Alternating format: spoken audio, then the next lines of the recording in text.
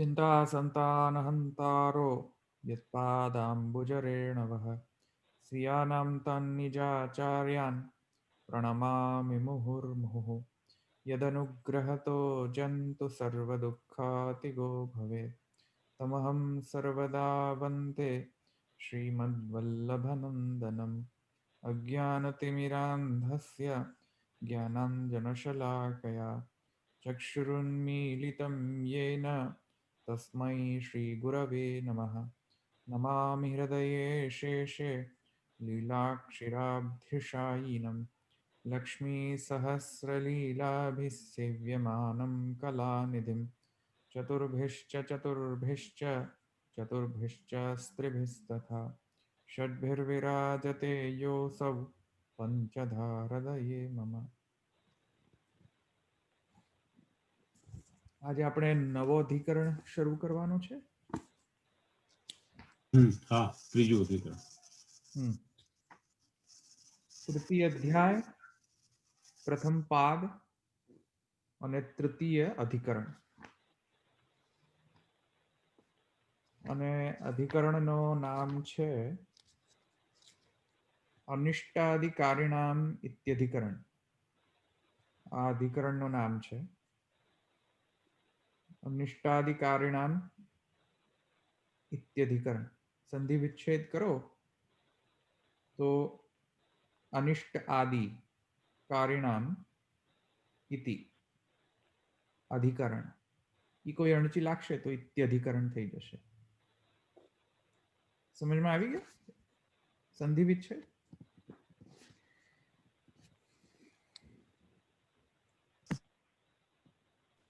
અને આ જે અધિકરણ જે છે એમાં જે શબ્દ જે છે જે અધિકરણનો શબ્દાર્થ જે છે તો એ જોશો તમે તો અનિષ્ટ આદિ કારિણામ ઇતિ. તો આ અધિકરણનો જે મુખ્ય જે વિષય જે છે એ છે કે જે કાંઈ પણ કર્મકર્તાઓ જે છે એમાં જે અનિષ્ટ કર્મકર્તા જે છે, ઇષ્ટ કર્મકર્તા નહીં. આપણે પહેલા પણ જોયું હતું કે ઇષ્ટાપૂર્તિ શબ્દ આપણે જોયો હતો. પ્રથમ અધિકરણથી જ આપણે જોયો હતો કે ઇષ્ટાપૂર્તિ. ઇષ્ટાપૂર્તિ એટલે કે જે વેદમાં જે યજ્ઞ જે કરવાના કહ્યા છે એ વૈદિક કર્મ જે છે એ વૈદિક કર્મ જે છે તે સમ્યકતયા જે જીવ કરે છે એને ઇષ્ટ કરતા કહે છે. ઇષ્ટ કારિણામ, ઇષ્ટ કર્મકારીણામ. સમજમાં આવ્યું? જે ઇષ્ટ જે છે કે જે વેદમાં કહ્યા છે કર્મો કરવાના, એ કર્મો કરતો હોય જે કરતા, તેને આપણે ઇષ્ટકારીણામ કહીએ છીએ. ઇષ્ટ કરનારાઓ. સમજમાં આવ્યું? હવે એનો ઓપોઝિટ છે અનિષ્ટ. એટલે કે જે લોકો પાપાચરણ પણ કરે છે, ઇષ્ટ તો કરે જ છે પણ એની સાથે મિક્સચરમાં પાપાચરણ પણ કરે છે. તો અનિષ્ટકારીણામ એટલે કે જે પાપાચરણ પણ કરે છે તેવા જે જીવો જે છે, તેવા અધિકારીઓ જે છે, તેમના વિશે જે સંશયો અને જે સિદ્ધાંત જે છે તેનો અહીંયા સબ્જેક્ટ મેટર જે છે એ આ અધિકરણનો સબ્જેક્ટ મેટર છે. સમજમાં આવ્યું? તે વિષય જે છે એ આ અધિકરણનો વિષય છે કે જે લોકો ઇષ્ટ કરે છે અને તેમની શું ગતિ થાય છે તે તો આપણે અનુશય અધિકરણ અને જે એની પૂર્વનો જે અધિકરણ જે છે તેના અનુસાર તો આપણે જોઈ ચૂક્યા કે જે જીવો નિષ્કામ યજ્ઞ કરે છે પરંતુ એમને બ્રહ્મજ્ઞાન નથી, બ્રહ્મજ્ઞાન અથવા તો બ્રહ્મબોધ નથી થતો અથવા નથી શક્ય થતો એમને તે જન્મોમાં, તો તેવા જીવોનો શું ગતિ થશે?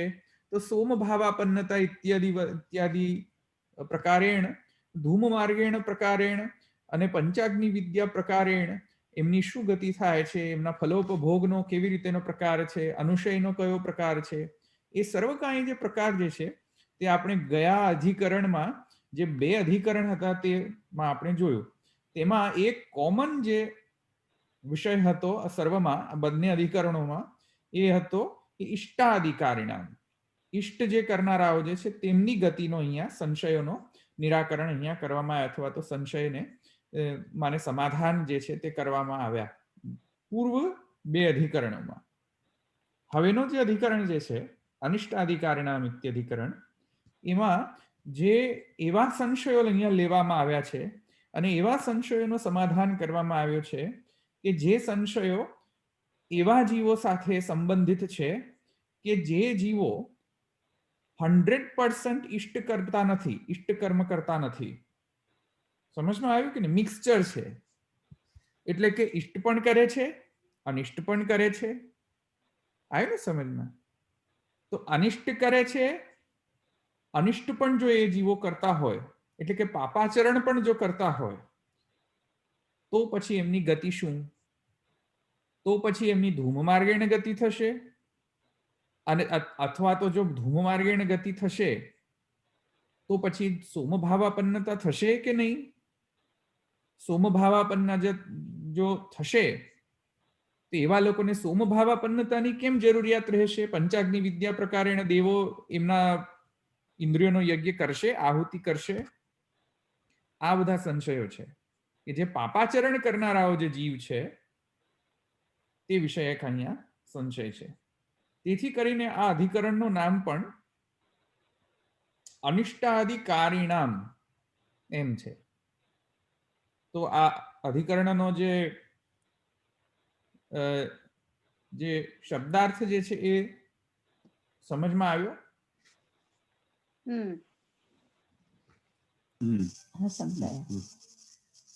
તો હવે આપણે એનો આભાસ જોઈએ. એટલે કે એનો જે ઇન્ટ્રોડક્શન જે છે એ આપણે સૂત્ર શરૂ કરતા પહેલા, એટલે કે અધિકરણ શરૂ કરતા પહેલા અધિકરણનો જે વિષય છે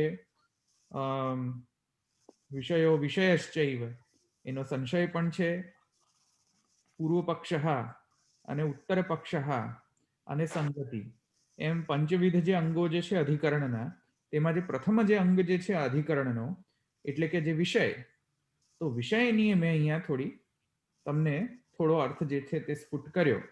આવ્યો કે નહીં સમજમાં? હવે જે વિષય જે છે એ હવે વિસ્તારપૂર્વક હવે આપણે વિષયને આપણે અહીંયા લઈએ કે વિષય શું છે, વિષય શું છે, અને પછી સંદેહ શું છે, સંદિગ્ધ શું છે. કારણ કે સંદેહ વગર કોઈ અધિકરણનો પ્રારંભ જ ન થાય.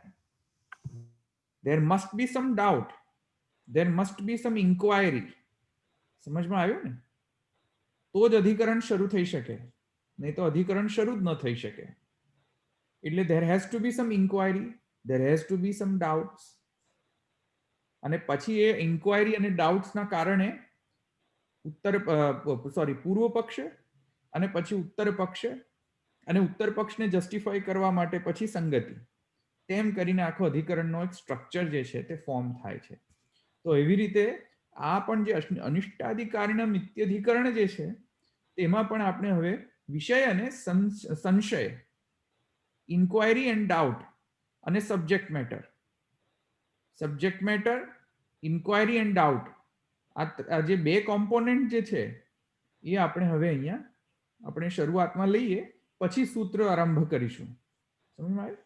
તો હવે સૂત્ર આરંભ કરતા પહેલા આપણે એની ઇન્ક્વાયરી જોઈ લઈએ, સબ્જેક્ટ મેટર જોઈ લઈએ. તો આના માટે આપણે ગિરધરજીની આપણે ટીકા જોવી પડશે, ગિરધરજી અને ઈચ્છારામજીની. કોઈ એકની લઈશું તો પણ ઇનફ છે. તો આપણે કોઈ એક જ અત્યારે તો આપણે કોઈ એક જ ટીકાકારની ટીકા લઈને આપણે એને સમજીએ, પછી જો કોઈ સંશય હોય તો આપણે અન્ય ટીકાકારોને પણ આપણે એને રિફર કરીશું. ગિરધરજીને સાથે શરૂઆત કરીએ આપણે. તો વિષય અને સંશય આ બે આપણે અધિકરણનો આપણે લઈ રહ્યા છે અત્યારે, આ અધિકરણનો. તો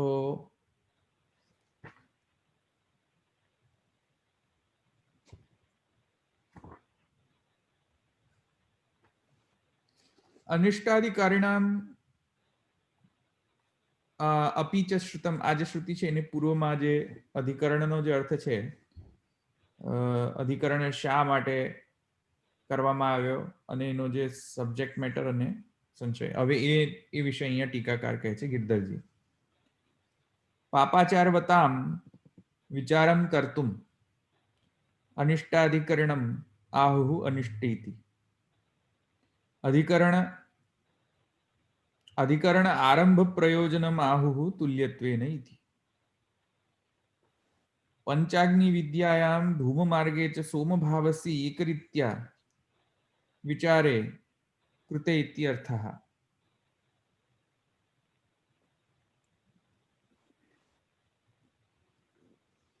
જો સબ્જેક્ટ મેટર ફર્સ્ટ લાઈનમાં જ છે, ધ્યાનપૂર્વક વાંચો તો ખ્યાલ આવી જાય. શું કહે છે સબ્જેક્ટ મેટરમાં ગિરધરજી? કહે છે પાપાચાર વતામ વિચારમ કરતુમ. સબ્જેક્ટ મેટર સમજાયું?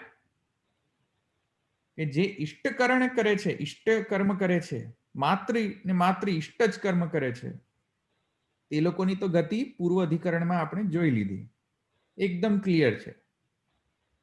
કે જો નિષ્કામ કર્મ કરે પણ જ્ઞાન રહિત હોય તો ધૂમ માર્ગેણે ગતિ કરીને બ્રાહ્મણ આદિ યોનિમાં પ્રાપ્ત થાય પછીના મૃત્યુ બાદ, અને પછી જન્મ જન્માંતર કે તત્પશ્ચાત જન્મમાં તે જ્ઞાનોપયોગી દેહ પ્રાપ્ત કરીને પછી જે છે અર્ચી માર્ગેણ જે છે તેનો મોક્ષ થઈ જાય. એકદમ ક્લિયર છે.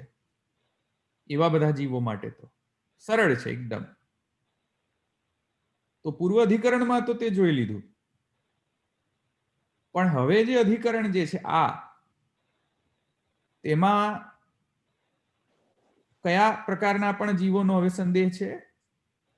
પાપાચારવતામ. જે પાપાચરણ પણ કરે છે સાથે સાથે, સમજમાં આવ્યું? પાપાચરણ પણ કરે છે છતાંય ઇષ્ટકર્મ પણ કરે છે, પણ પાપાચરણ પણ કરે છે સાથે સાથે. તો ઇષ્ટકર્મ કરે છે છતાંય પાપાચરણ જો કરતા હોય તો પછી એમની ગતિ શું? આવ્યું ને સમજમાં? તો એ સબ્જેક્ટ મેટર છે. એટલે કે ગતિ શું એ સંદેહ થઈ ગયો, પણ સંદેહમાં પણ વળી પાછો એક માને એ સંદેહ જે છે એ કોઈક વિશિષ્ટ પ્રકારનો સંદેહ છે, એટલે તેથી કરીને હું અહીંયા સંદેહની કોટી નથી આપવા માંગતો. અહીંયા અત્યારે આપણે એટલું જ વિચારશું કે પાપાચાર વતામ વિચારમ કરતું.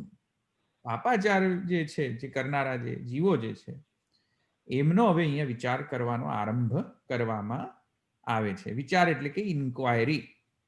સમજમાં આવે? આ સબ્જેક્ટ મેટર છે. તો પાપાચાર વતામ વિચારમ કરતુમ અનિષ્ટાધિકરણમ, આ અધિકરણ પ્રારંભ કર્યો. હવે કહે છે અધિકરણ આરંભ પ્રયોજનમ આહુ તુલ્યત્વેન. હવે અધિકરણનો જે પ્રારંભ જે છે એનો પ્રયોજન જે છે હવે એક્સપ્લિસિટ પ્રયોજન હવે આપે છે. જો કે કહી તો ચૂક્યા છે કે પાપાચાર વતામ વિચારમ કરતુમ વગેરે વગેરે, પણ અધિકરણ પ્રારંભ એટલા માત્રથી નથી થતો કે સબ્જેક્ટ મેટર છે તેથી પ્રારંભ કરી દો અધિકરણ. અધિકરણ એવી રીતે પ્રારંભ ન થાય, પ્રયોજન જોઈએ. આવ્યું ને સમજ? અધિકરણનો આરંભનો પ્રયોજન જોઈએ, એટલે કે કોઈક સંદેહ થવો જોઈએ. સમજમાં આવ્યું? પ્રારંભ થવામાં વિષય તો જોઈએ જ, પણ વિષય સાથે વિષય એકલો સફિશિયન્ટ એન્ડ નેસેસરી કન્ડિશન નથી અધિકરણ શરૂ કરવા માટે. અધિકરણ શરૂ કરવા માટેનું પ્રયોજન પણ જોઈએ, અને પ્રયોજન માટે સંદેહ જોઈએ. આવ્યું ને સમજમાં? કે ભાઈ ડાઉટ શું છે તમને? ડાઉટ હોય તો જ અધિકરણ પ્રારંભ થાય.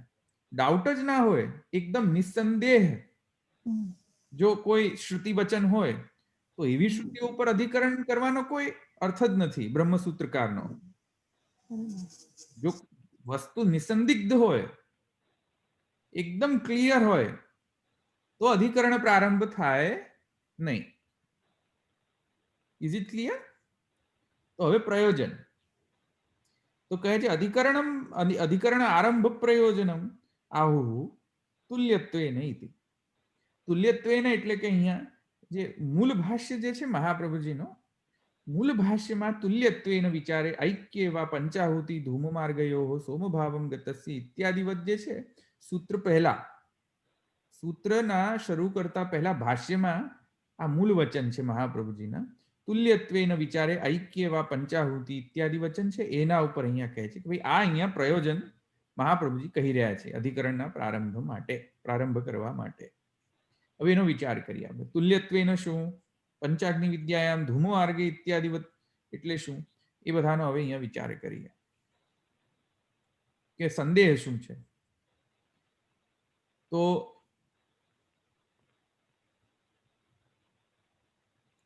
આપણે છાંદોગ્ય ઉપનિષદમાં જઈએ, પંચાગ્નિ વિદ્યા પ્રકરણમાં. પંચાગ્નિ વિદ્યાના પ્રકરણમાં જે શ્રુતિ વચનો છે તેનો ઇન્ટરપ્રિટેશન કરીને આપણે ટ્રાય કરીએ. એનાથી આપણે સમજાવું કઈ રીતે એનો સંદેહ થાય છે. આવ્યું કે નહીં સમજમાં? તો હું શેર પણ કરું છું સ્ક્રીન.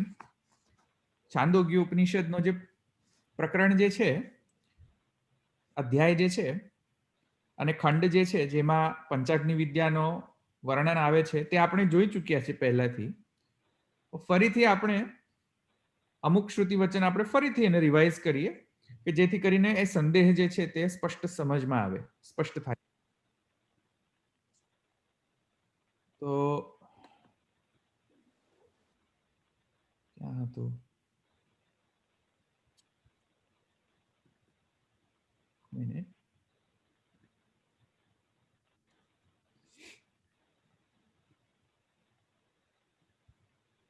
હવે હું સ્ક્રીન શેર કરું છું, જો તમને જોવામાં તમને દેખાય છે?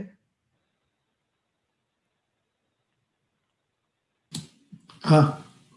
હા. તો આ જે પ્રકરણ જે છે તે પંચાગ્નિ વિદ્યાનો પ્રકરણ છે છાંદોગ્ય ઉપનિષદમાં. પાંચમો અધ્યાય છાંદોગ્ય ઉપનિષદનો અને 10મો ખંડ. એમાં જે સપ્તમ જે શ્રુતિ વચન જે છે તે આપણે થોડો સમજવાનો ટ્રાય કરીએ એની પર. તો જુઓ,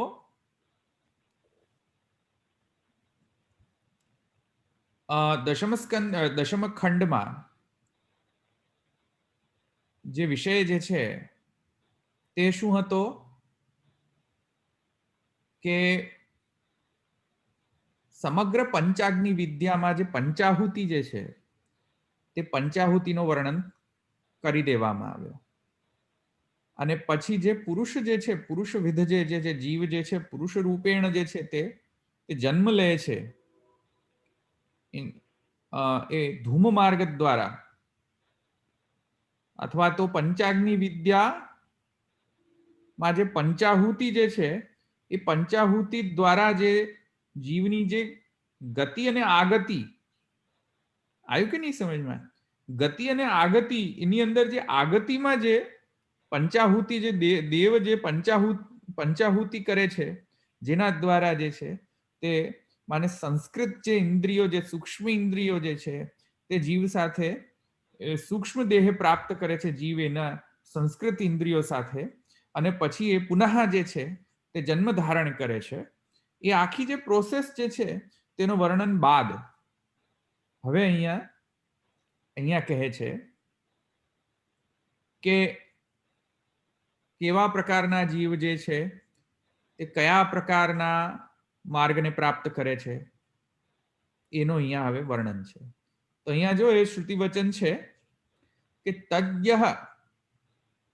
તજ્ય ઇહ રમણીય ચરણા અભ્યાસો યત્તે રમણીયામ યોનિમ આપદ્યેરન બ્રાહ્મણ યોનિમ વા ક્ષત્રિય યોનિમ વા વૈશ્ય યોનિમ વા અથય ઇહ કપૂય ચરણા અભ્યાસો યત્તે કપૂયામ યોનિમ આપદ્યેરંશ્ચ યોનિમ વા શુકર યોનિમ વા ચંડાલ યોનિમ વા. આ જે સાતમું જે શ્રુતિ વચન છે એ જુઓ શું કહે છે કે તત્ય ઇહ રમણીય ચરણા અભ્યાસો યત્તિ રમણીયામ યોનિમ આપદ્યેરન બ્રાહ્મણ યોનિમ વા ક્ષત્રિય યોનિમ વા વૈશ્ય યોનિમ વા અથ તો પછી અનંતર છે, તો બીજું કહે છે. તો વા યોનિમ એટલે સુધી જ સ્ટેટમેન્ટ છે. તો શું કહે છે કે જે જીવ ઇષ્ટકરણ, જે ઇષ્ટ જ કરતા હતા, કોઈ પાપાચરણ કર્યું નહોતું, એવા જીવ જે પૂર્વજન્મમાં કોઈ પણ પાપાચરણ જેમણે કર્યું નહોતું, એવા જે રમણીય કૃતિઓ જે કરી છે, જે યાદ છે ને રમણીય ચરણશ્રુતિ આવે ને સમજમાં, ચરણશ્રુતિ. તો જે રમણીય આચરણ જે છે, જે આચરણ જે છે એમનું રમણીય આચરણ હતો ગયા પૂર્વજન્મમાં, આવ્યું ને સમજમાં. તો એ રમણીય જે આચરણો જે છે, એટલે કે કોઈ પાપાચરણ નથી કર્યા, પણ રમણીય આચરણ જ કર્યા છે.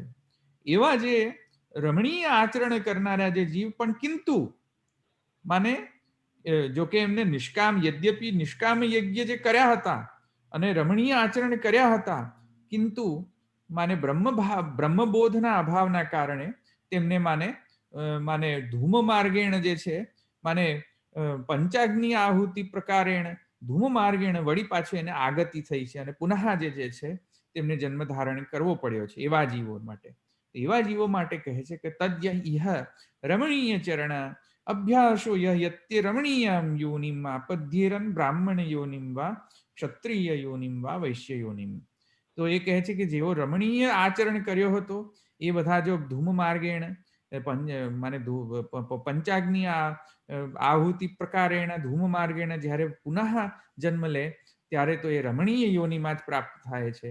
રમણીય યોનિ એટલે કે યા તો બ્રાહ્મણ, ક્ષત્રિય અથવા તો વૈશ્ય યોનિ, વર્ણ યોનિ. સમજમાં આવે ને? એવા વર્ણાશ્રમી ધર્મી જે છે, વર્ણાશ્રમી જે યોનિઓ જે છે, સારી જે રમણીય યોનિ જે છે, જેના જે યોનિમાં તેમને બ્રહ્મજ્ઞાન પ્રાપ્ત કરવાનો અવસર પ્રાપ્ત થાય, એવી જે માને યોનિ જે છે તે તેમને રમણીય યોનિ જે છે તેમને પ્રાપ્ત થાય છે. આટલું સમજમાં આવ્યું ને? હવે કહે છે કે અથય ઇહ કપૂય ચરણ અભ્યાસો હયત્ય કપૂયામ યોનિમાં આપદ્યરન. હવે એમ કહે છે કે અથવા તો જે લોકો પાપાચરણ કરે છે, કપૂય ચરણ એટલે કે પાપાચરણી, તો પાપાચરણ કરે છે, સાથે સાથે ઇષ્ટકરણ પણ કરે છે, પણ પાપાચરણ પણ જો સાથે સાથે કરતા હોય તો કહે છે કે તેથી કરીને તો પછી માને કપુયામ યોનિમાં પદ્યરંશ્ચ યોનિમ વા સુકર યોનિમ વા ચંડાલ યોનિમ વા, તો હીન યોનિ પ્રાપ્ત થાય છે એમ કહે છે. હીન યોનિ એટલે કે માને રમણીય યોનિ નહીં, ભોગ યોનિ.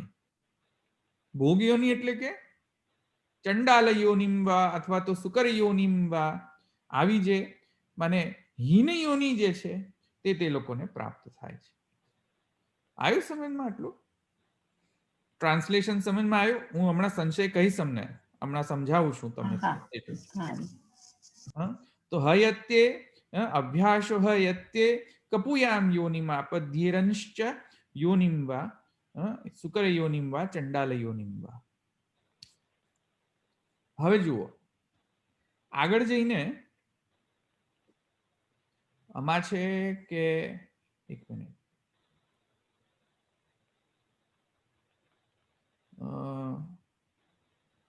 એના પહેલા આ જે સાતમી જે શ્રુતિ જે છે એની પહેલા કોનો વર્ણન કર્યો? વર્ણન કર્યો ધૂમ માર્ગનો. ધૂમ માર્ગનું વર્ણન કર્યા બાદ આ કહ્યું કે રમણીય ચરણ આ જે છે જે જીવો જે છે તેમને રમણીય યોનિ આ પ્રાપ્ત થાય છે, અને જે જીવો કપુય ચરણ એટલે કે પાપાચરણ કરતા છે તેમને માને ચંડાલ યોનિ પ્રાપ્ત થાય.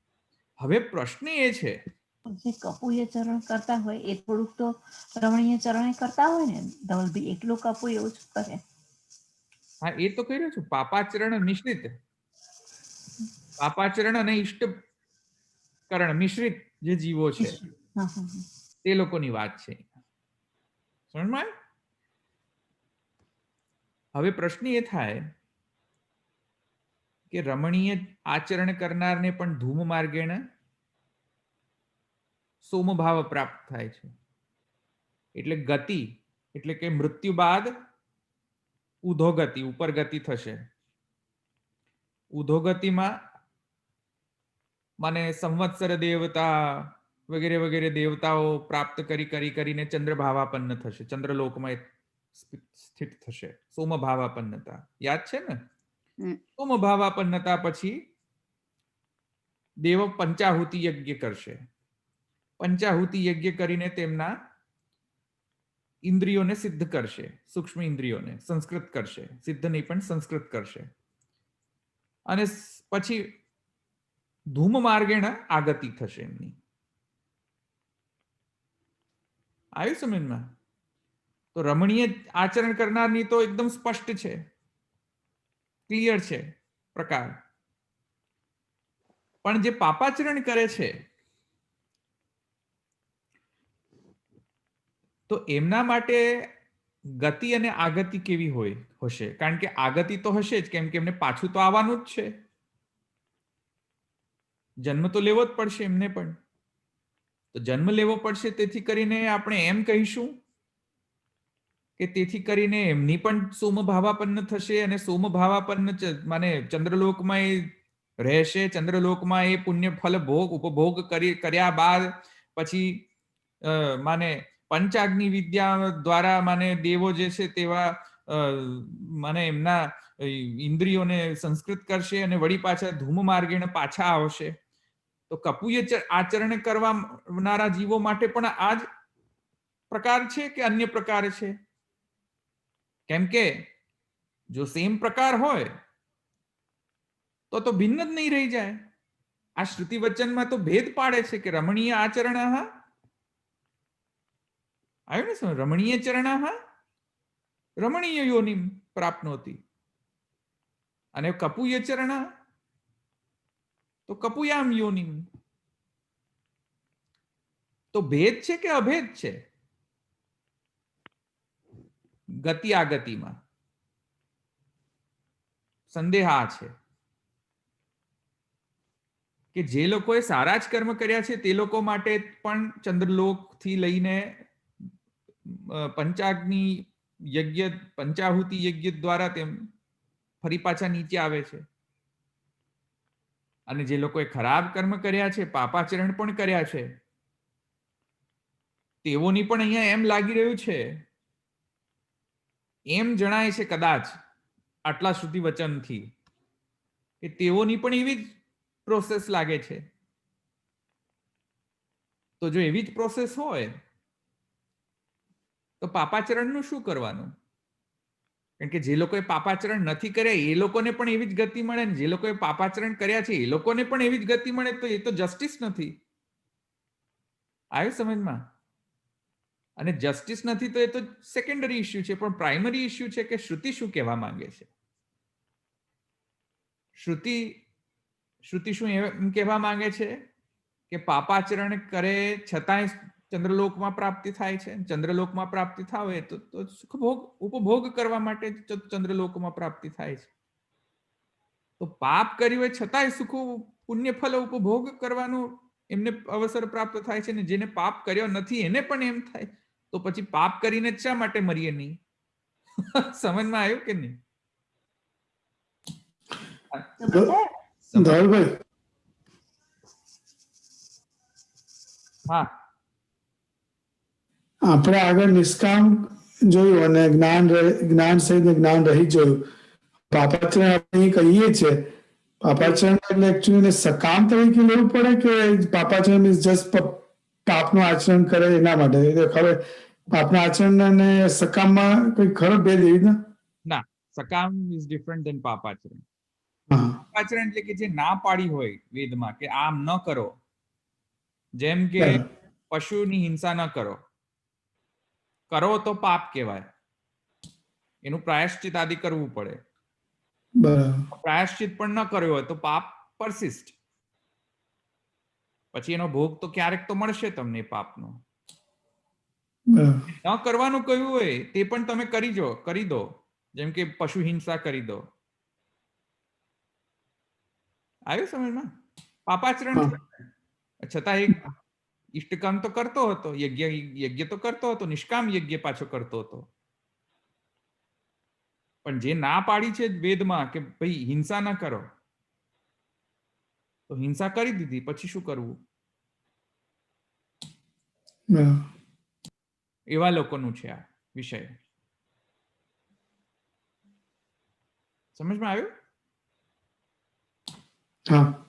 તો અહીંયા ક્લિયર થતું નથી. સંશય શું થાય છે કે શ્રુતિ તો એમ કહે છે કે રમણીય ચરણાહ રમણીયામ યોનિમ અને કપુય ચરણાહ કપુયામ યોનિમ. ઓ ભાઈ, યોનિ પ્રાપ્ત કરે છે કઈ રીતે? ચંદ્રલોક દ્વારા પ્રાપ્ત કરે છે. ગતિ ને આગતિ, આખી જે જર્ની જે છે લોકોની, એ બંને પ્રકારના જીવોની એ સેમ ટાઈપની જર્ની છે. એ યોનિ પ્રાપ્ત કઈ રીતે કરે છે? Same journey. જો સેમ જ જર્ની હોય તો પછી પાપાચરણનો ફલભોગ જે છે ક્યાં પ્રાપ્ત કરશે? પાપ કર્યા તો પાપનો હવે ફલ કઈ રીતે ભોગવવો? સમજમાં આવ્યું? તો આ એક પ્રશ્ન છે. અને સ્પેસિફિક પ્રશ્ન એ છે કે ધૂમ માર્ગ તો બંનેમાં જણાય છે. જણાય છે કે નહીં? ધૂમ માર્ગ બંને પ્રકારના જીવો માટે તો જણાઈ રહ્યો છે કે ધૂમ માર્ગ એને પાછો તો આવવું જ પડશે, કારણ કે અર્ચી માર્ગ તો છે જ નહીં. અર્ચી માર્ગ હોત તો ડાયરેક્ટ ગતિ થઈને મોક્ષ થઈ જાત. આ ગતિ તો થાત નહીં. પણ બંને પક્ષમાં યોનિ તો પ્રાપ્ત કરવાની જ છે. પાછા આવીને પૃથ્વી ઉપર, ભૂમિ ઉપર આવીને, તો ભૂમિ પર આવીને યોનિ જો પ્રાપ્ત જ કરવાની હોય તો ધૂમ માર્ગ તો બંનેમાં છે. તો બંનેમાં જો ધૂમ માર્ગ હોય તો શું આપણે એમ સમજી લેવું કે જ્યાં જ્યાં ધૂમ માર્ગ હોય ત્યાં ત્યાં સોમ ભાવાપન્નતા હશે જ, એવું શું માની લેવું? અથવા જ્યાં જ્યાં ધૂમ માર્ગ હોય ત્યાં ત્યાં પંચાહુતિ થશે જ, એવું શું માની જ લેવું? સમજમાં આવે છે આ પ્રશ્ન? જ્યાં જ્યાં ધૂમ માર્ગ હોય ત્યાં ત્યાં એમ માની લેવું કે તેથી કરીને ચંદ્ર ભાવાપન્નતા અથવા તો સોમ ભાવાપન્નતા અથવા તો પંચાહુતિ થશે જ એ જીવની. એવું જરૂરી છે કે જરૂરી નથી? કારણ કે શ્રુતિ વચનમાં તો એવું કશું કહ્યું નથી. શ્રુતિ વચનમાં તો એવું જ માત્ર કહી દેવામાં આવ્યું છે કે ભાઈ પાપ આચરણ જે છે તે પાપ યોનિમાં પ્રાપ્ત. કઈ રીતે પ્રાપ્ત કરે છે એની ક્લેરિફિકેશન નથી આપી શ્રુતિમાં. તેથી સંદેહ થાય છે. તેથી સંદેહ થાય છે કે ભાઈ બંનેમાં ધૂમ માર્ગ તો આવશે જ, કેમ કે નીચે તો આવવાનું જ છે પાછું ભૂમિ પર. તો ધૂમ માર્ગ આવશે તો પછી ડિફરન્સ શું બંનેની જર્નીમાં? બંને પ્રકારના જીવોની જર્નીમાં ડિફરન્સ શું? પર્જન્ય તમે પ્રશ્ન મને સંભળાતો નથી તમે જે બોલો છો. પર્જન્ય તમે સમજાયું તો નહીં કે કોના મુખમાં કોણ ખાય છે ને એ રીતે એની ગતિ થાય છે, એ તમે સમજાવ્યું તો એ વાત? નહીં, પર્જન્ય તો પંચાહુતિના અંગ તયા જ આવે છે ને, પર્જન્ય ભાવાપન્નતા. પણ પ્રશ્ન એ નથી. પ્રશ્ન શું છે કે પાપાચરણ કરેલા જીવોનો પણ સોમભાવપન્ન, પછી પર્જન્ય ભાવાપન્ન, વિદ્યુત ભાવાપન્ન, અન્ન ભાવાપન્ન, ગર્ભ ભાવાપન્ન, એમાં દેવો યજ્ઞ કરીને એવી રીતે જ થશે.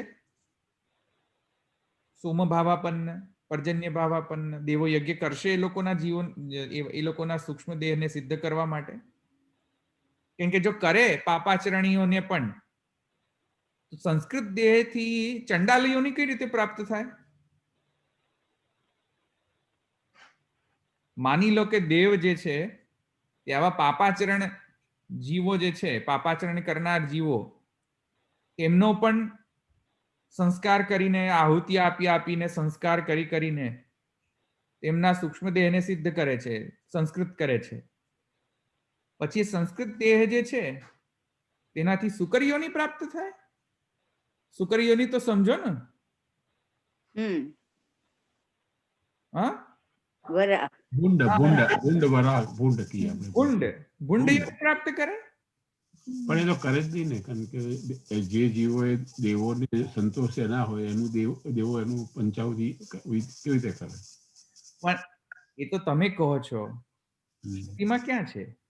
હા, શ્રુતિમાં સંદેહ છે. અન્ન ભાવાપન્નથી થાય ને, એ અન્ન એ સુકર લે કે ચાંડાલ લે, તો એના પછી પણ એ તો તમારી સમજ છે.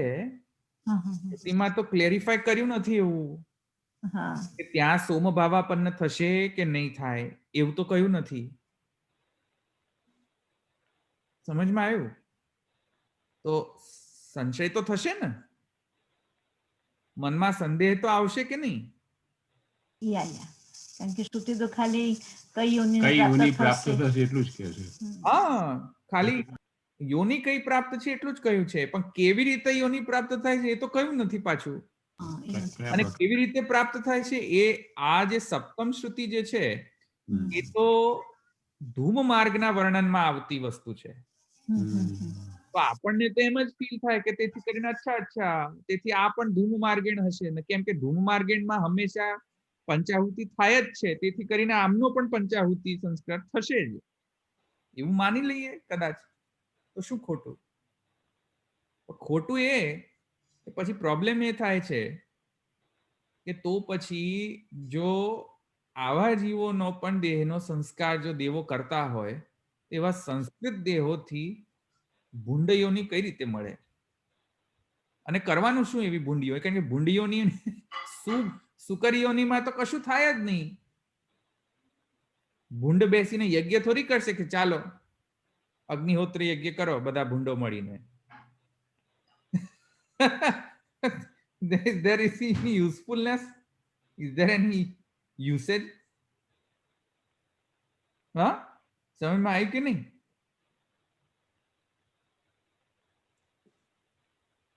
આ સમજાય છે? પ્રશ્ન સમજાય છે કે નહીં સમજાતો? એ તો ખાલી મલ વિસ્તારનું ભક્ષણનો જ યજ્ઞ કરશે.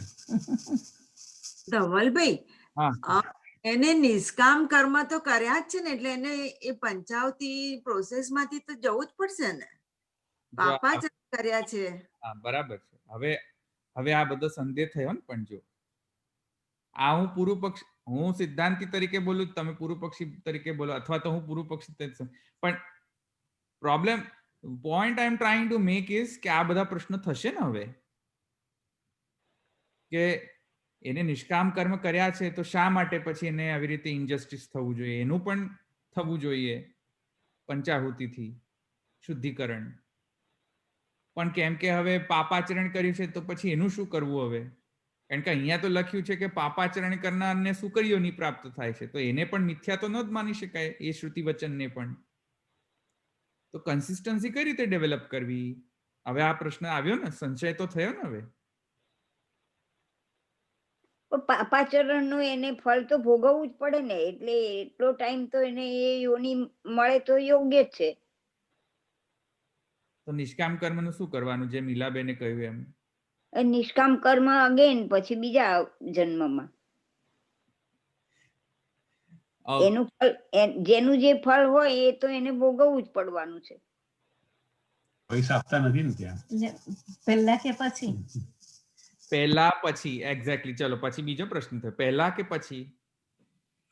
એની પાસે જ્ઞાન તો હશે ને, નિષ્કામ કર્મ કર્યા હોય પણ એને શુકરની યોની મળી હોય તો એની પાસે જ્ઞાન તો હશે ને એ વખતે. ના, જ્ઞાન રહિત છે, બ્રહ્મ જ્ઞાન રહિત છે.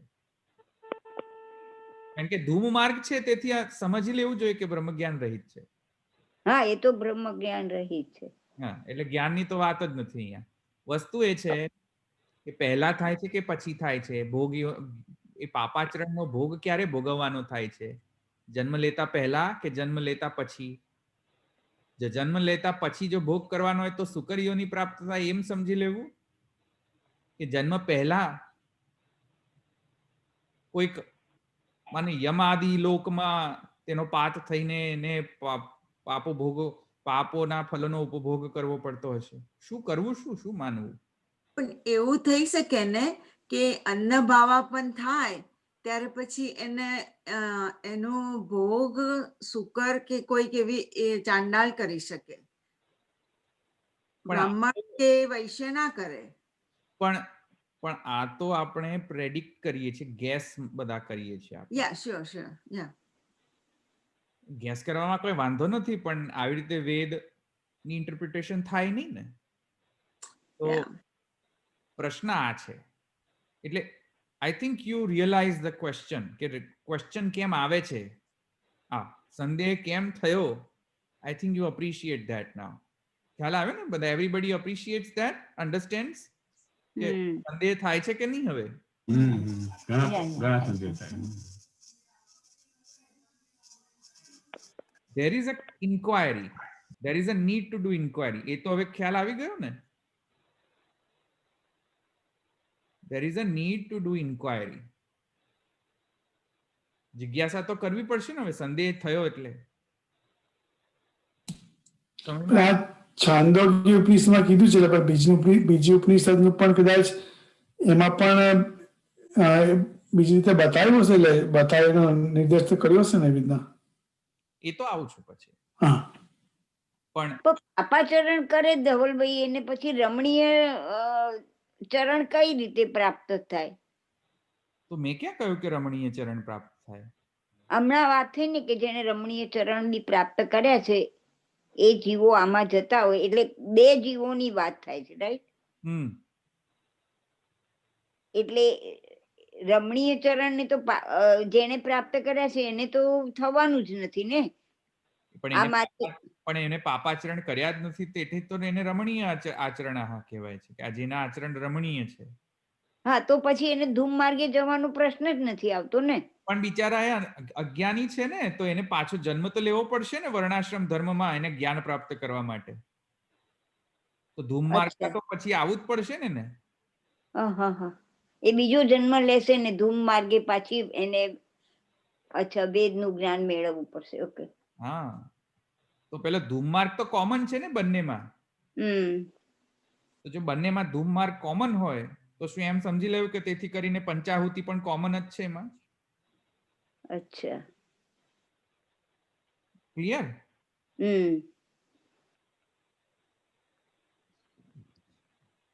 એટલે તેથી કરીને અધિકરણનો આરંભ છે. અધિકરણનો આરંભ તેથી કરીને થયો. હવે સમજમાં આવ્યું?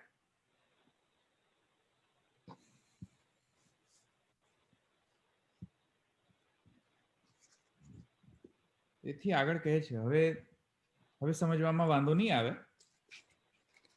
હવે આપણે જલ્દીથી આપણેનો ટીકાનો ગુજરાતી ટ્રાન્સલેશન લઈ લઈએ. હવે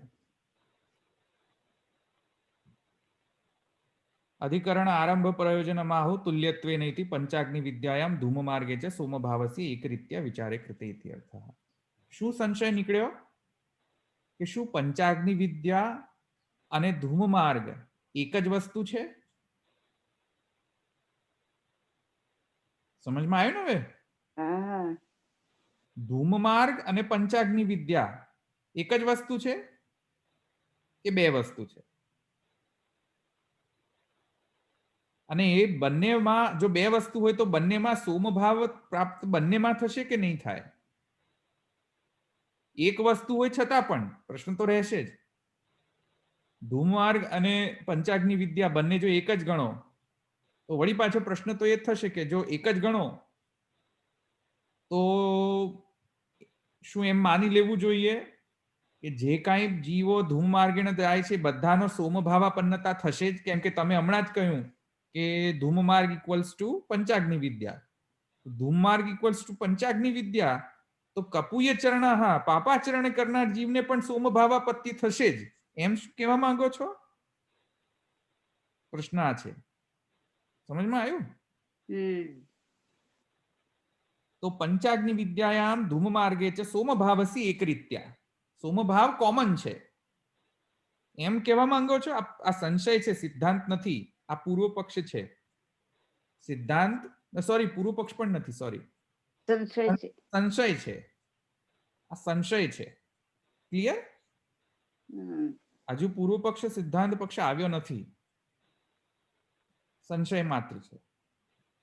તો સોમભાવસી એકરીત્યા વિચારે કૃતે ઇતિ અર્થः ऐक्य वा इति अर्थः तुल्यत्वेन विचारे वा ऐक्ये अथवा तो एक ज छे. जो भिन्न होय तो શું સોમભાવ કોમન છે બંનેમાં? પ્રથમ પ્રશ્ન. બીજો પ્રશ્ન, જો ભેદ ન હોય, એક જ હોય, તો પછી બંનેમાં સોમભાવ તો ગણવો જ પડશે. જ્યાં જ્યાં ધૂમ માર્ગ હોય ત્યાં ત્યાં સોમભાવ એમ ગણવું પડશે. તો જ્યાં જ્યાં ધૂમ ત્યાં ત્યાં સોમ ભાવાપન્નતા એમ જો ગણો તો હવે પૂર્વ પક્ષ પ્રાપ્ત થશે, અથવા તો સિદ્ધાંત પક્ષ, અથવા તો જે કાંઈ પણ હવે પક્ષ ગ્રહણનો હવે વિષય આવશે કે ચાલો તેથી કરીને અમે આ પક્ષ ગ્રહણ કરીએ છીએ, પણ આ પક્ષ ગ્રહણમાં અમારો આ પ્રમાણ છે. તો હવે એ બધું શરૂ થશે. પણ અત્યારે સંશય આ છે, ઉભયત્ર સોમભાવસ્ય તૌલ્યાદ ઉભયોઃ. જો ઉભય હોય એટલે કે ધૂમ માર્ગ અને પંચાગ્નિ વિદ્યા માર્ગ, આ બંને ઉભય માર્ગ ભિન્ન હોય તો સોમભાવાપન્નતા કોમન રહે છે કે નથી રહેતું બંનેમાં?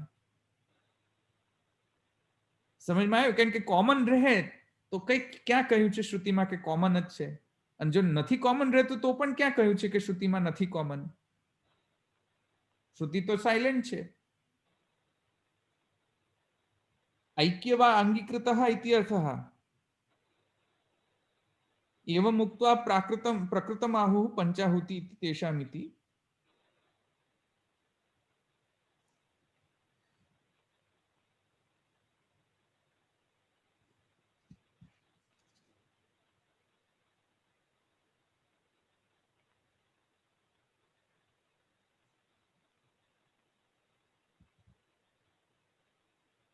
पंचाहुति तेषामिति उपसंहारे कपूय चरणानां मुक्तत्वात् पापिनामिति इति अर्थः. जो एक ग्रहण करो कि एक ज छे, कदाच तुष्यतु दुर्जन्यायेन मानी लो कि एक ज छे. धूम मार्ग बराबर पंचाग्नि विद्या. ज्यां ज्यां धूम मार्ग होय त्यां त्यां पंचाग्नि विद्या थाय ज एम मानी लो. मानी लो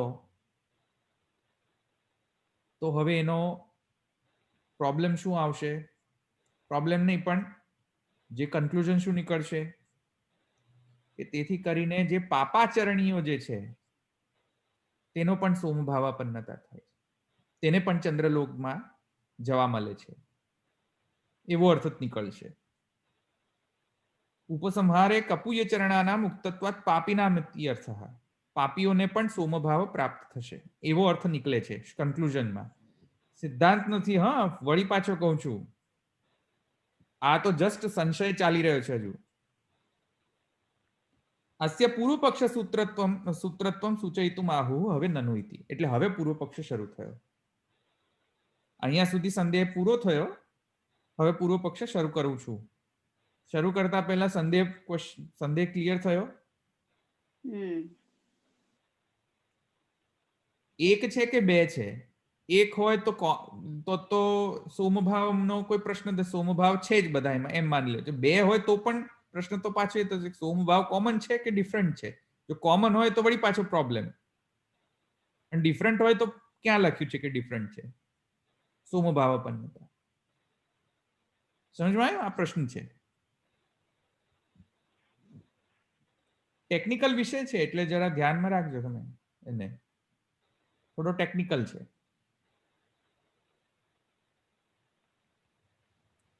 તો યાદ રાખજો, ભૂલી ના જતા પાછા. યાદ છે ને સંશય કે ભૂલી ગયા? અત્યારે યાદ છે. યાદો છે એટલે યાદ છે. યાદ રાખજો પાછા, તો ભૂલી જશો તો આગળ નહીં સમજાય પાછું.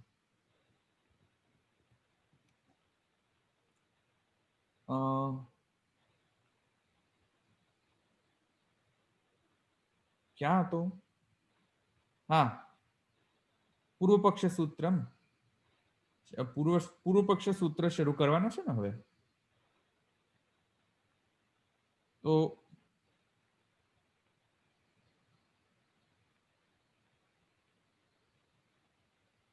ક્યાં છે તન નિરાકરણ? હા, હવે ઈચ્છારામજીનો એક આપણે એ પણ જોઈ લઈએ. ઈચ્છારામજીની પણ ટીકા જોઈ લઈએ. હા, ઈચ્છારામજી કહે છે, એટલે પૂર્વ પક્ષ શરૂ કરતા પહેલા, એટલે પૂર્વ પક્ષ જો શરૂ નથી કર્યો, સંશય જ ફરીથી ઈચ્છારામજી શું કહે છે સંશય ઉપર, એ પણ આપણે જોઈ લઈએ.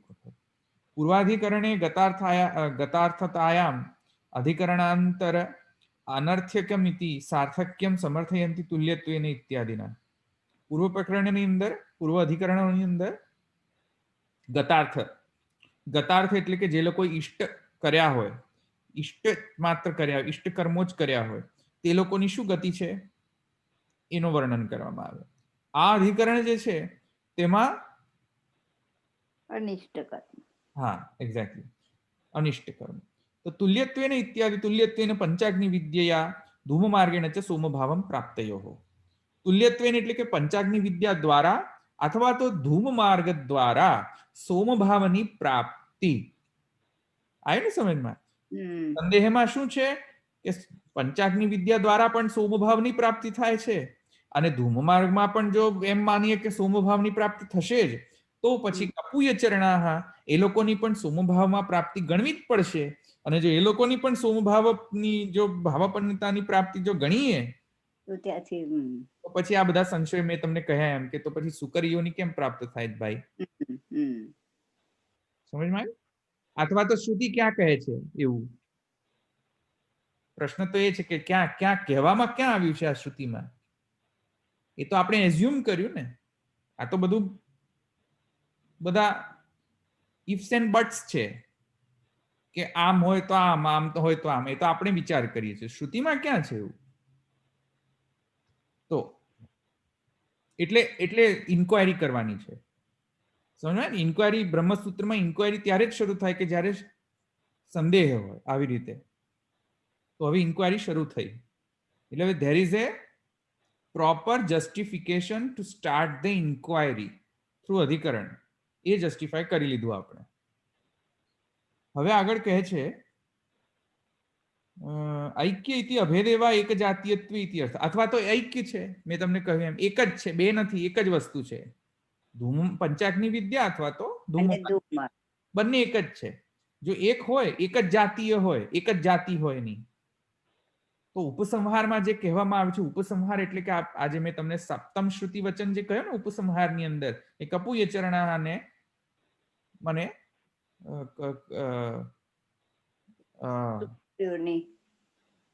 કપુય આચરણ રમણીય ચરણ અને કપુય ચરણ. એ ઉપસંહારની જે શ્રુતિ જે છે એ દ્વારા તો એમ જ પછી જણાશે કે તેથી કરીને કપુય ચરણા લોકોને પણ સોમભાવની પ્રાપ્તિ થશે.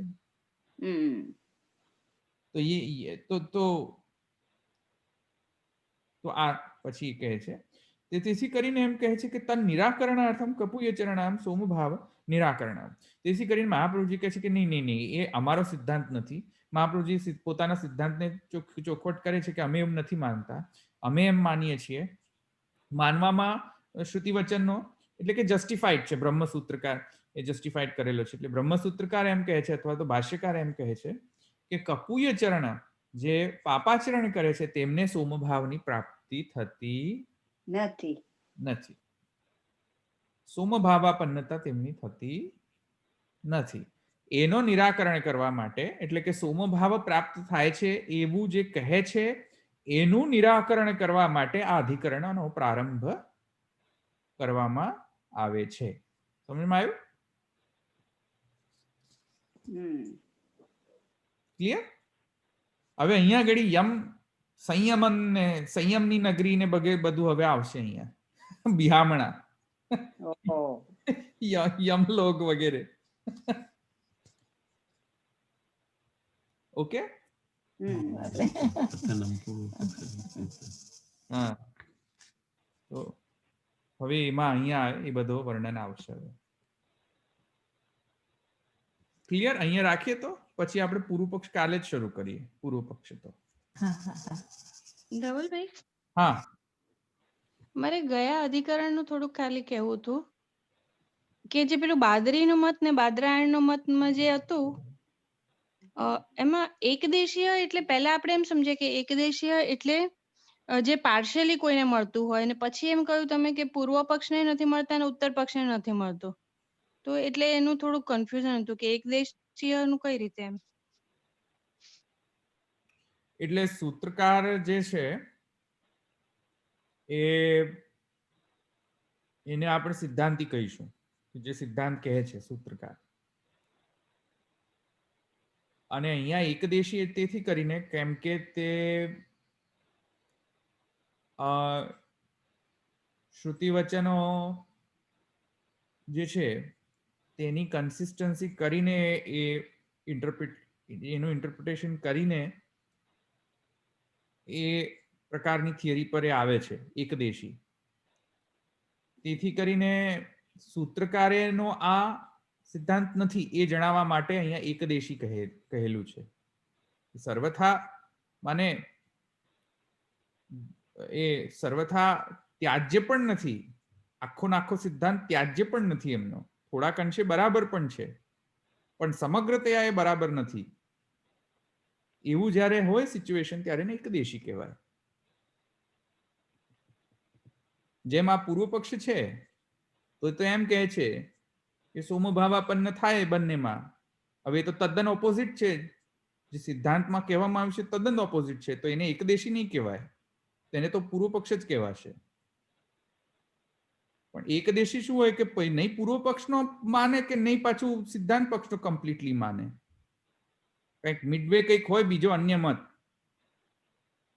તો એ પછી એકદેશી થઈ જાય છે એમ. ઓકે, તો પછી એ બદ્રીનું જે હતું એ બાદરાયણના મતથી કે મહાપ્રભુજીના મતથી એકદેશીય કેવી રીતે થયું? કારણ કે આમ જોઈએ પ્રેક્ટિકલી તો જે બદ્રી કહી રહ્યા હતા બાદરી કે બાદરી બદરી ઓકે બાદરી કહી રહ્યા હતા કે પ્રભુ જ કર્મનું ફળ આપે છે, તો it is as good as કે કર્મનું જ ફળ મળી રહ્યું છે. પ્રભુ ઇઝ જસ્ટ અ ઇન્સ્ટ્રુમેન્ટ.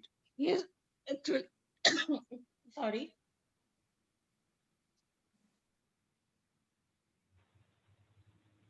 પ્રભુ જ ફળ આપી રહ્યા છે. પ્રભુ is just an instrument to give the કર્મનું ફળ. જે કર્મ કરી રહ્યા છે એવું જ ફળ મળી રહ્યું છે. એટલે ટૂંકમાં જોઈએ તો જે પ્રભુએ ગોવર્ધન યાગ વખતે કહ્યું હતું એ જ કહી રહ્યા છે. પ્રભુએ પણ ત્યાં ભાગવતજીમાં એ જ સમજાવ્યું હતું વ્રતજનોને કે કર્મનું જ ફળ તમે મળી રહ્યું છે. ઇન્દ્ર તો ખાલી ઇન્સ્ટ્રુમેન્ટ છે, તો પછી ઇન્દ્ર યાગ કરવાનો શું મતલબ છે? એવી જ રીતનું કંઈક આવી રહ્યું છે. તો એ તો it is as good as કે પ્રચ્છન્ન જૈન કે બુદ્ધ જેવું થયું. નહીં આમાં you are mixing few things. એ ભગવાને જે ત્યાં ગોવર્ધન ઉદ્ધરણ લીલાની અંદર જેનો ઉપદેશ કર્યો ભગવાને, એ તો પ્યોર જૈન મતથી ઉપદેશ કર્યો. એ તો પ્યોર એમ જ કહેતા હતા કે કોઈ દેવ કશું જ નહીં, કોઈ there is no ભગવાન who gives you the કર્મફલ. The only phenomena that gives you ફલ is કર્મ. તો એ તો કર્મવાદ, શુદ્ધ કર્મવાદ હતો ભગવાને જે ઉપદેશ કર્યો તે. એ બાદરી બિલીવ નથી કરતો. બાદરી તો શું કહે છે કે કર્મ કરે પણ ફલ ભગવાન જ આપે છે. કર્મ અનુસાર, કર્માનુસાર ભગવાન ફલ આપે છે. એટલે કર્મ અને ભગવાન ભિન્ન છે. There is a slight difference between Mahaprabhuji and Badari. એ એમ કહે છે કર્મ ભગવાન નથી, ભગવાન કર્મ નથી, તેથી કરીને ભગવાન કર્માનુસાર જ ફલ આપે છે. મહાપ્રભુજી કહે છે નહીં, નથિંગ ડુઈંગ. કર્મ ઇઝ ભગવાન. ભગવાન હેઝ બીકમ કર્મ. Bhagavan has taken the form of sadhan, Bhagavan has taken the form of phal, and Bhagavan has taken the form of karta, and Bhagavan has taken the form of sadhan. એ કહે છે. There are three different things. Govardhan ઉદ્ધરણ લીલામાં તો શુદ્ધ કર્મવાદ છે, ત્યાં જૈન સિદ્ધાંત જ છે. કોઈ ભગવાનની કોઈ જરૂરત જ નથી. ભગવાનની જરૂરત જ ના હોય તો પછી ઇન્દ્રિયાગ કરવાની જરૂર શું છે?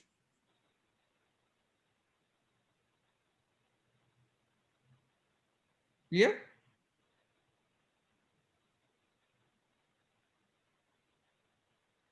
પણ એ તો કાઇન્ડ ઓફ આ જે બાદરીનો મત છે એ તો કાઇન્ડ ઓફ પ્રચ્છન્ન જૈન જ થયો ને, કે ખાલી કર્મ ભગવાન ફળ આપે છે. જેવી રીતે આપણે બુદ્ધને શંકરમાં ગણીએ છીએ, એક જ મિનિટ, જેવી રીતે આપણે બૌદ્ધ કહે છે એ જ શંકરાચાર્યજી કહી રહ્યા છે, પણ ખાલી બ્રહ્મને ઉપર બેસાડી દીધો. એવી જ રીતે જે કહી રહ્યા છે જૈન બુદ્ધ એ જ કહી રહ્યા છે કે કર્મ ફળ આપે છે, પણ ખાલી ભગવાનને ઉપર બેસાડી દીધો. એટલે એવું જ થયું ને, એનું પ્રચ્છન્ન થયું કે છુપાયેલું તો એ જ છે કે કર્મ જ તમારું એ છે કે તમે કર્મની ઉપર ધ્યાન કરશો, સારું કર્મ કરશો તો પ્રભુ એ તમને સારું જ ફળ આપશે. તમે ખરાબ કર્યું હોય તો પ્રભુ સારું ફળ નહીં આપે. એટલે કર્મ જ મેઇન થયું. ખાલી પ્રભુનું નામ તો કહેવા માટે સાઇન કરવા પૂરતું છે, એવું થયું એનો મતલબ. પણ સાઇન કરવાની પણ તો છે ને યુસેજ. કર્મ જૈનમાં તો સાઇન કરવાની પણ યુસેજ નથી. યુ યોરસેલ્ફ આર સેઇંગ કે સાઇન કરવાની, અપ્રુવલ, થપ્પા લાગ, સ્ટેમ્પિંગ કરવા માટે તો ભગવાનની જરૂર છે કે નહીં? તો છે તો ખરી ને. He is not good for anything ને. પછી નહીં તો એ કર્મ ઉપર ફોકસ કરું ને, પ્રભુની ઉપર શું કામ ફોકસ કરું એમ. પણ આ ફલ આપનારો છેલ્લે તો સ્ટેમ્પિંગ તો ભગવાન જ કરશે ને. હવે એ સ્ટેમ્પ ના કરે તો શું કરવાનું? જાઓ, કાલે ઈચ્છા થઈ કે નથી મારે આપવું, પછી શું કરવાનું? કર્મ કેટલું પણ કરી લો,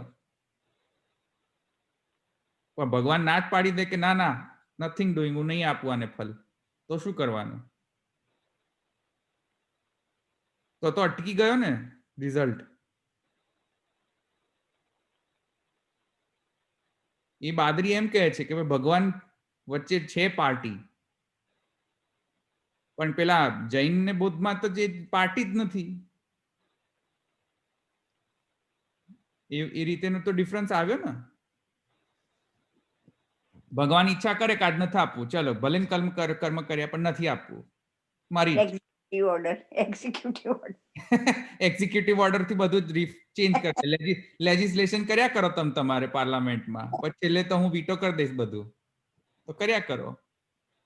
રાષ્ટ્રપતિ શ્યામ ના કરે ત્યાં. મહાપ્રભુજી તો એનાથી પણ આગળ જાય છે. મહાપ્રભુજી શું કહે છે કે ભાઈ આવું નથી. મહાપ્રભુજી કહે છે કે ભાઈ ભગવાન જ કર્મ બની ગયા છે. તો પેલો વીટો ને આ બધો દ્વૈત ભાવ જે છે ને, કે હું કંટ્રોલ કરું અને કર્મ જુદો છે, કર્મ કરતા જુદો છે. પારમાર્થિક તૈયાર તો બધું એક જ છે, ભગવાન જ થયા છે કર્મ, એમ કહે છે મહાપ્રભુજી. એટલે ભિન્ન તો થયો ને.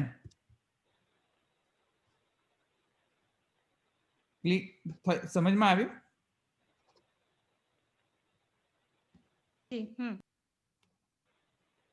અને બીજું હતું કે જે તમે કહ્યું કે બાદરીના મતમાં અને આપણો મત કઈ રીતે ડિફર થાય છે, એમાં ફલાનુશય છે જ નહીં બાદરીના મતમાં.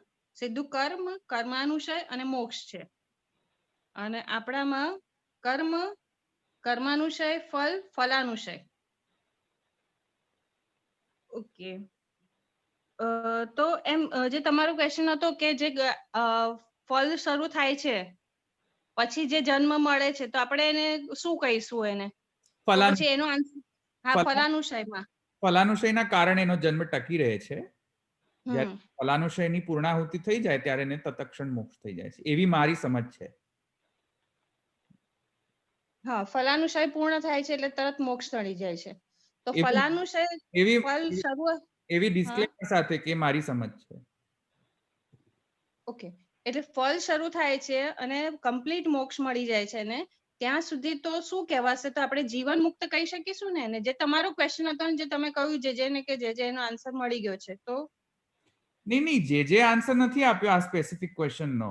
ક્વેશ્ચન જે સમજાવ્યું છે એ તો ફલાનુશય અને કર્માનુશયનો ડિફરન્સ, ભેદ, ઓકે.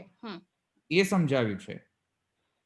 પછી તો આપણે લોજિકલ કન્ક્લુઝન તો કરી શકીએ ને આપણી બુદ્ધિ ચલાવીને. ઓકે. એ મેં બુદ્ધિ ચલાવી પછી પેલો ઋષિને ઇન્વોક કરે કે ભાઈ બધું નાનું મોટું બધું નહીં પૂછવું જોઈએ. પછી થોડુંક તો આપણી જાતે થોડીક ઋષિ ચલાવી જોઈએ ને, કોમન સેન્સ. તો ઉરુષે ચલાવીને પછી જીવન મુક્ત કહેવાશે ને. તો પછી એને કર્મ બાંધતા નથી ત્યારે. એમાં જીવન મુક્તમાં એવું આવે છે કે એને દેહાનુસંધાન રહે છે, હે ને ધવલભાઈ? એવું છે ને? જીવન મુક્ત કહેવું કે ન કહેવું એ બહુ ડિફિકલ્ટ છે. કેમ પછી ત્યારે જે કંઈ કર્મ કરે છે ત્યારે એને કર્મ બાંધતા નથી, કારણ કે બધું હવે સમર્પિત થઈ ગયો છે ટોટલી. ફલની શરૂઆત થઈ ગઈ છે, એને મોક્ષોપયોગી દેહ મળી ગયો છે, અને હવે એકમાત્ર એમ એનું હવે મોક્ષ તરફ જ થઈ રહ્યું છે. અને વોટ એવર ક્રિયાકલાપ જે થઈ રહ્યા છે, it is as good as જીવન મુક્ત જ કહી શકાય ને. વિચારનો પ્રશ્ન છે, વિચાર કરવાનો પ્રશ્ન છે. મને વિચાર કરવો પડશે એની ઉપર. જીવન મુક્ત વાળો પ્રશ્ન મેં સોલ્યુશન નથી લાવ્યો, પણ વિચારણીય પ્રશ્ન છે. It is a good question. હવે તમે એવું કરો, બધાએ એવું કરવો જોઈએ, કોમન સેન્સ લગાવવો જોઈએ. આપણે આ વિચાર્યું છે કે જીવન મુક્ત છે, પણ આપણે તો એ જે ટાઈમ છે તો આપણને ક્યાં ખબર છે કેટલી ટાઈમ છે? ટાઈમનો પ્રશ્ન નથી. ટાઈમનો પ્રશ્ન નથી કે એમનો પ્રશ્ન એ છે કે કેમ કે પૂર્ણ સમર્પિત છે, હવે પૂર્ણ જ્ઞાની છે, નિષ્કામ કર્મ કરે છે, કોઈ પણ પાપ પુણ્યાદિ અદૃષ્ટનો એને કોઈ ફલભોગ હવે બાકી રહ્યો નથી. ફલ એને મળી ગયો છે, હવે ફલ ચાલુ છે. હવે ફલ કયો ચાલુ છે, ફલાનુશયમાં શું કયા ફલ ચાલુ છે અને કયા ફલે એનો અદૃષ્ટનો ફલાનુશય ચાલી રહ્યો છે, એ કોને ખબર? એથી કરીને હું આન્સર નથી આપવા માંગતો કે ભાઈ હા એ જીવન મુક્ત જ છે. આ સમજમાં આવ્યું? મારી હિચકિચાહટ એ છે કે ફલાનુશયમાં શું ચાલી શું રહ્યું છે ફલાનુશયની સ્ટેજમાં, એ તો કોને ખબર? સો વી ડોન્ટ નો યેટ એ ફલાનુશયની સ્ટેજમાં શું છે. તો એથી કરીને મને થોડો સંકોચ એટલા માટે થાય છે એના આન્સર આપવામાં, કેમ કે મને કન્ફ્યુઝન છે તેમાં કે ફલાનુશયની સ્ટેજ હોય ચાલુ છેલ્લા જન્મમાં, તો એને મારે જીવન મુક્ત કહેવો જ કે ન કહેવો? I don't know. I think ideally you should, પણ ખ્યાલ નહીં મને. Ideally you should be able to say that. ચાલો ને, નથી તો પણ ક્યાં પ્રશ્ન? એટલે વોટ્સ બોધરિંગ યુ? હોય કે ના હોય, what's bothering you? Nothing is bothering me, just I want to confirm કે કહેવાય કે નહીં એમ. ઓકે. અને એના જે પેરાફ્રેઝિંગમાં છે, ફલાનુશય જે મોક્ષોનો ઉપયોગી દેહ છે, મોક્ષો ઉપયોગી દેહ મળે, પ્રાપ્તિ થાય છે, ફલની શરૂઆત થઈ ગઈ છે. તો જસ્ટ ખાલી પેરાફ્રેઝિંગ કરું છું. તો આપણે કહી શકીએ ને કે આપણે ભક્તિ માર્ગીય છે અને આપણને પ્રભુએ આટલી સેવા કથાનું બધી સત્સંગની અનુકૂળતા કરી આપી છે, તો વી કેન સે કે વી આર ઓલ્સો જસ્ટ એવરેસ્ટની ટોચ ઉપર નહીં તો એવરેસ્ટની તળેટીમાં તો છીએ કે ભાઈ દેહ પ્રાપ્તિ એવી આપણને કરી આપી છે. Can we say that? I don't નો. આ કોન્ટેક્સ્ટ ની અંદર તો હું કઈ ના કહી શકું. નો કોમેન્ટ્સ. આ કોન્ટેક્સ્ટ એટલે કે કર્મ જે વૈદિક કર્મનો કોન્ટેક્સ્ટ જે પ્રકરણ ચાલી રહ્યો છે, તો એ તો હું કઈ રીતે કહી શકું કે આપણે કોઈ વૈદિક કર્મ કરીએ છીએ અત્યારે? તો હું કઈ રીતે કહી શકું એ? પણ એ ભક્તિ માર્ગીય કોન્ટેક્સ્ટ હું આન્સર આપી શકું કે હા, એ મચ બેટર સ્ટેજ પર છે આપણે. જે તમે કહ્યું ને કે એવરેસ્ટની તળેટીમાં છીએ, તો ભક્તિ માર્ગી કોન્ટેક્સ્ટ થી વી કેન સે ધેટ. અને એ પાછું હું બીજાના વિશે ન કહી શકું, હું મારા વિશે જ કમેન્ટ કરી શકું કે હું કેવો છું એ મને જ ખબર છે, મારી આ પરમાત્માને જ ખબર છે અને મને જ ખબર છે કે હું કેવો છું. તો એ તો પોતે પોતાની જાતે ડિસાઈડ કરી લે કે ક્યાં છે, એવરેસ્ટમાં છે કે એવરેસ્ટની તળેટીમાં છે. એવરેસ્ટમાં એવરેસ્ટની ટોચ પર છે કે એવરેસ્ટ તળેટીમાં છે, પોતે ના પણ એટલે એવરેસ્ટની ટોચ ઉપર ક્યાંથી? ના, એટલે એ તો પોતાનો વિષય છે, હા, રાઈટ. સેલ્ફ ઇન્ટ્રોસ્પેક્શન નો વિષય છે, એમ કહી રહ્યો છું. હા હા હા. એમાં હું ન કહી શકું ને કોઈના પણ વિશે, કેમ કે હવેલી વાળા પણ એમ કહી શકે કે હવે તો અમે શ્રીનાથજીની સેવા સાક્ષાત શ્રીનાથજીના ચરણ સ્પર્શ કરી આવ્યા, આહા હા હા શું વાત છે, હવે તો અમે એવરેસ્ટની તળેટીને એવરેસ્ટ ઉપર આવી ગયા, જન્મ સફળ થઈ ગયો. હવે એને માનવું એવી રીતે? પૈસા આપીને ચરણ સ્પર્શ કરનારાઓને જો પૈસા આપીને પછી ચરણ સ્પર્શ કરી આવે ગિલિન્ડ્રી કરીને,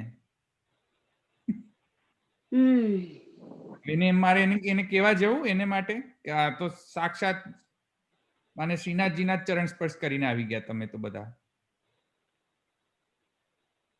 કઈ રીતે કહી શકાય? It's very difficult. Individual subject છે. એ તો પોતાનો વિષય છે, પોતે ઇન્ટ્રોસ્પેક્શન કરીને જાણી લેવું જોઈએ. બીજાનો જોવા ગયો તો તકલીફ પડે બીજામાં. હા. ઓકે. અને બીજું જે આપણે પહેલા વાત થઈ હતી કે આપણે સાધન ભાવમાં એમ માનીએ કે જે પ્રભુ જ એટલે આપણા કર્મોનું ફળ છે અને પછી બ્રહ્મ ભાવ થશે આપણને જ્યારે ફળ કક્ષામાં, ત્યારે આપણને લાગશે કે પ્રભુ જ કર્મ છે અને પ્રભુ જ ફળ છે ને એવી રીતે. પણ એ થિંકિંગ બરાબર છે ઇન અ સેન્સ કે જ્યારે આપણે સાધન ભાવમાં છે તો સાધન ભાવનું ફળ ભાવમાં થવું એટલે એ ભાવની દ્રઢતા થવી, કે એમાં ભાવ ચેન્જ નહીં થાય. ભાવ તો જેમ કે અત્યારે પણ આપણને બ્રહ્મવાદ ખબર જ છે અને લીલાવાદ એ ખબર છે, પણ વી પ્રિફર લીલાવાદ છે કે પ્રભુની લીલા છે અને પ્રભુને આપણે દોષ ના આપીએ અને કર્મને દોષ આપીએ એમ. તો પણ પછી બ્રહ્મવાદ થશે ફળ કક્ષામાં, એવું આપણે કેવી રીતે કહી શકીએ? કારણ કે આપણે વી ડોન્ટ, અત્યારે આપણને ખબર છે બ્રહ્મવાદ છે, પણ વી પ્રિફર આ એંગલ એમ. પ્રશ્ન ફરીથી સમરાઇઝ કરો, બહુ મોટો પ્રશ્ન થઈ ગયો તો મને સમજાયું નહીં, તો જેમ કે આપણે કરી દો. હા હું કહું છું. હા, જેમ કે ગઈ વખતે એટલે 1-2 સેશન પહેલા આપણે વાત થઈ કે આપણે એમ માનીએ છીએ કે આપણે પ્રભુને દોષ ના આપીએ આપણા કર્મનું, અને કર્મને આપણે કહીએ કે આ મારા કર્મનું ફળ છે કે મને આવું ખરાબ થયું કે દુઃખ મળ્યું કે એવી રીતે, કારણ કે આપણે પ્રભુને સેફ રાખવા માંડીએ છીએ, આપણી સ્નેહની દ્રષ્ટિ છે એમ. ત્યારે તમે એમ કહ્યું કે અત્યારે આપણે સાધન કક્ષામાં છીએ એટલે આપણે આવું થિંકિંગ બરાબર છે, બરાબર. પણ જ્યારે આપણે ફળ કક્ષામાં જઈશું ત્યારે આપણને બ્રહ્મવાદ રિયલાઇઝ થશે કે પ્રભુ જ કર્મ છે અને પ્રભુ જ ફળ છે. પણ મારું એ કહેવું છે કે જ્યારે સાધન કક્ષામાં છીએ તો આપણું જે થિંકિંગ છે એ જ વ્યાજબી છે, અને ફળ કક્ષામાં એ થિંકિંગ ચેન્જ થાય એવું નથી હોતું. ફળ કક્ષામાં એ જ થિંકિંગનું દ્રઢીકરણ થતું હોય છે. કારણ કે સાધન વખતે આપણે લીલાવાદથી વિચારીએ કે કર્મ મળે છે, અને ફળ કક્ષામાં એમ વિચારીએ કે આપણને બ્રહ્મવાદથી બ્રહ્મ જ ફળ છે અને બ્રહ્મ જ કર્મ છે. તો બે વસ્તુમાં ભેદ આવી જશે કે સાધન કક્ષામાં આપણે કંઈક જુદું વિચાર્યું અને ફળ કક્ષામાં આપણે જુદો કંઈક ભાવ આપણો દ્રઢ થયો. એટલે મારું એવું માનવું છે કે જે સાધન કક્ષામાં જે હોય છે ત્યારે આપણું થિંકિંગ દ્રઢ નથી હોતું, અને ફળ કક્ષામાં હોય છે એ એકદમ દ્રઢ ને સહજ થઈ ગયું હોય છે. અત્યારે આપણે પ્રયત્નપૂર્વક વિચારવું પડે છે કે આ મારા કર્મોનું ફળ છે અને પ્રભુનો આમાં કઈ દોષ નથી કે એવી રીતે. અને ફળ કક્ષામાં એ જ થિંકિંગ દ્રઢ થઈ ગયું હોય છે, સહજ થઈ ગયું છે. મારે વિચારવાની જરૂર નથી રહેતું હતું કે મારે પ્રભુને સેવ કરવા છે, આમાંથી keep him out of this thing M. You got my point? એટલે ફલકક્ષા કોની? ભક્તિ માર્ગીય ફલકક્ષા? હા આપણે જે વખતે ભક્તિ માર્ગની જ વાત થઈ હતી કે ભક્તિ માર્ગમાં આપણે આવું વિચારીએ છીએ કે આપણા કર્મનો દોષ છે, કૃપા તો લાલન ઝૂકી જઈએ, અપનો દોષ વિચાર સખીરી, એવી રીતે. અને ફલ કક્ષામાં આપણને બ્રહ્મવાદ થશે, સિદ્ધ થઈ જશે બ્રહ્મવાદ. તો તમે કહ્યું હતું કે બ્રહ્મવાદ સિદ્ધ થઈ જશે તો ફળ પણ પ્રભુ છે અને કર્મ પણ પ્રભુ છે, એટલે આપણને કઈ એ નહીં લાગે. પણ મને એમ વિચાર આવે છે કે જ્યારે ફલ કક્ષામાં આ સાધન કક્ષાનું દ્રઢીકરણ થઈ ગયું હશે એમ. એટલે મેં એવું નતું કહ્યું કે મને લાગે છે મેં ભાગવતનો રાસપંચાધ્યાયનો શ્લોક કહ્યો હતો, અપરામ નિમિષ દ્રગ્ભ્યામ તન મુખાનામ તન મુખામ તન મુખામ જુષાણામ તન મુખાણામ મુખામ, એવી રીતે કરીને મેં ભાગવતનો શ્લોક આપ્યો હતો. એક્સપ્લેન કર્યો હતો કે જી તમે એ તો કહ્યું હતું, પણ કદાચ તપનભાઈ નો ક્વેશ્ચન હતો ને, તપનભાઈએ કહ્યું હતું કે બ્રહ્મવાદ થઈ જશે તો ફલ કક્ષામાં પછી હું જ બ્રહ્મ છું ને બધું તેવી રીતે. તો એ વખતે તો મને થોડુંક ઓડ લાગ્યું, પણ આમાં વિચાર કરતા મને આ લાગી રહ્યું છે કે અત્યારે સાધન કક્ષાનો જે ભાવ છે એ જ દ્રઢ થશે ફલ કક્ષામાં પણ. તો અપરામ નિમિષ દ્રગ્ભ્યામ તન્મુખામ જુષાણામ જે છે જી, એમાં તો આત્માદેશ છે, તેમાં તો એ પણ ભાન ન રહ્યું એમને કે હું ભક્ત છું ને પેલા ભગવાન છે, એ પણ ભાન ન રહી. એટલું કોન્સન્ટ્રેશન ડેવલપ થઈ ગયું. તો પછી એ સ્થિતિ તો એના કરતા પણ ઉત્કૃષ્ટ સ્થિતિ છે, જે તમે કહો છો કે અપનો દોષ સખી વિચાર. તો એ તો એનાથી પણ ઉત્કૃષ્ટ દશા થઈ કે નહીં? જ્યાં એટલું કોન્સન્ટ્રેશન ડેવલપ થઈ ગયું છે ઠાકોરજીમાં કે તમે તમારી જાતને ભૂલી ગયા. You forget yourself. પછી so is it not that another level of prapancha vismruti, sarvatma bhav stage? Is it or is it not? that is the height, Everest ની હાઈટ છે, પણ વચ્ચે બી કંઈક આવશે ને. But that's what I was telling you. I was making you aware of the height. જે નિરોધ અને સર્વાત્મ ભાવ છે ભક્તિ માર્ગે ફલાવસ્થા, એ હાઈટ ને હું કહી રહ્યો હતો. વચ્ચે જે થાય એ તો ઠીક છે. You can, there are lots of phases between sadhan and phal. You can say that okay, this is one of the intermediary phal, પણ એવરેસ્ટ નથી એ હું કહી રહ્યો હતો. એવરેસ્ટનું જે પીક જે છે એ નથી આ. એવરેસ્ટનું પીક તો ત્યાં છે, જે ભાગવતમાં કહ્યું છે ને, જે ભૂલી ગયા, પોતાના જાતને જ ભૂલી ગયા, એ એવરેસ્ટનો પીક છે. એ એક્ઝેક્ટ પ્રપંચ વિસ્મૃતિ પૂર્વક ભગવદ આસક્તિના કારણે બધું જ ભૂલાઈ ગયું ને બધાની અંદર હું પણ આવી ગયો કે નહીં? બધાની અંદર બધું આવી જાય પણ હું પાછો રહી જાય તો એ પણ ભૂલાઈ ગયું ગોપીથી. તો એ તો એકદમ આત્માદેશ, એકદમ એક્સિલેન્ટ ફિનોમિના થઈ ગયો ને. ભક્તિ માર્ગની પરાકાષ્ઠા થઈ ગઈ, ન થઈ? જી, એ કહી રહ્યો હતો. થઈ ગયું સમાધાન? જી થઈ ગયું. અહીં રાખીએ. દ્રઢઈના ચરણ ન કેરો ભરોસો, દ્રઢઈના ચરણ ન કેરો, શ્રી વલ્લભ નખ ચંદ્ર છટા બિના, સબ જગ માં અંધેરો ભરોસો, દ્રઢઈના ચરણ ન કેરો, साधन और नहीं या कली में, जासो हो निवेरो, सूर कहा कहे द्विविधा धरो, बिना मोल को चिरो भरोसो, हृदय न चरण न के। श्री वल्लभाधीश की जय, श्री गोपीनाथ प्रभु चरण की जय, श्री साईं जी परम दयाल की जय, श्याम सुंदर श्री यमुने महाराज की जय, श्री द्वारिकाधीश की जय, सर्वे वैष्णव ने जय श्री कृष्ण।